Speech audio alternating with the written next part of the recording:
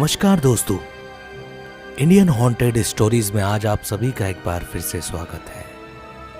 आज जो कहानी हम आपको सुनाने जा रहे हैं वो बेहद डरावनी कहानी है, इसलिए अगर आपको डर लगता है तो पूरी कहानी मत सुनिएगा। ये कहानी लगभग 40 साल पहले की है, जो कि हमारे गांव के एक फौजी की है। उस फौजी का नाम अरविंद प्रजापति था।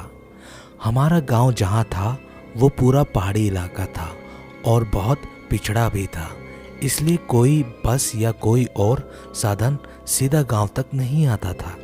बस सीधा मुख्य बस अड्डे पर उतरती थी और वहां से पैदल ही गांव तक जाना पड़ता था, पहाड़ों के बीच से।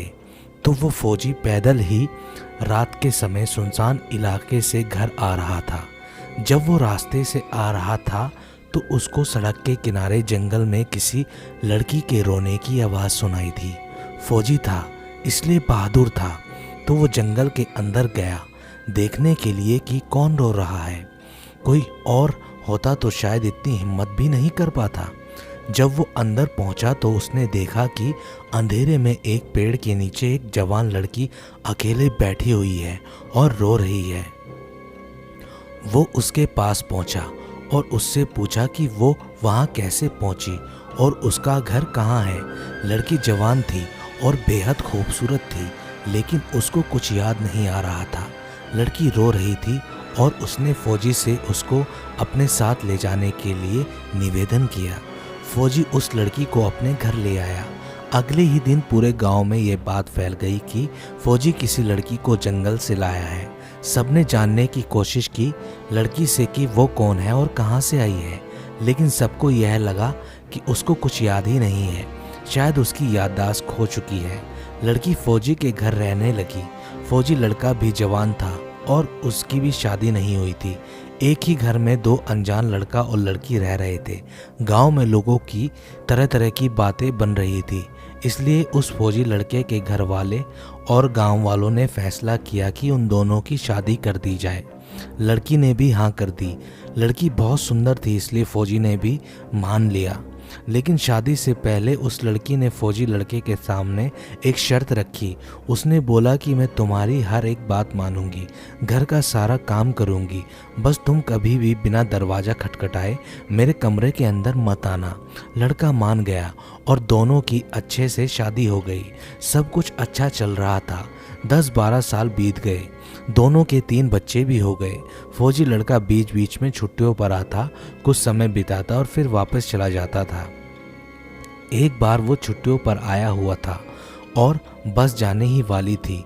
सुबह अच्छे से तैयार होकर खाना भी खा लिया था। उसकी पत्नी ने खाना बना दिया था।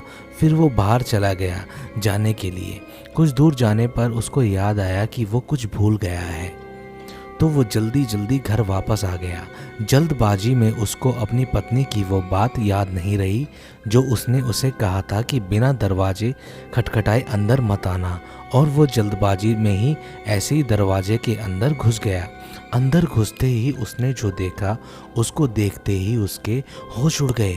उसने देखा कि कमरे के अंदर उसकी पत्नी मिट्टी के चूल्हे पर रोटियां बना रही है और उसका एक पैर चूल्हे के अंदर रखा हुआ है।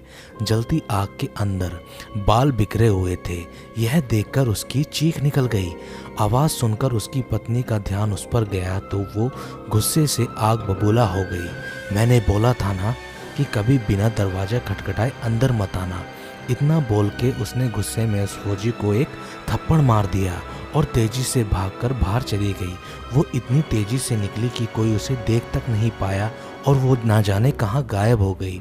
उस थप्पड़ की चोट ऐसी थी कि उस फौजी के गर्दन पर हमेशा के लिए निशान रहा और गर्दन टेढ़ी हो गई और बुढ़ापे तक फौजी ऐसे ही रहा। उस दिन के बाद किसी ने उस लड़की को नहीं देखा। गांव के लोग आज भी इस बारे में बातें करते हैं, लेकिन किसी को नहीं पता कि वो कौन थी और वो कहाँ से आई थी। दोस्तों, आज की कहानी आपको कैसी लगी हमें कमेंट करके ज़रूर बताएं और हमारे चैनल को सब्सक्राइब करना ना भूलें। धन्यवाद। शुभ रात्रि।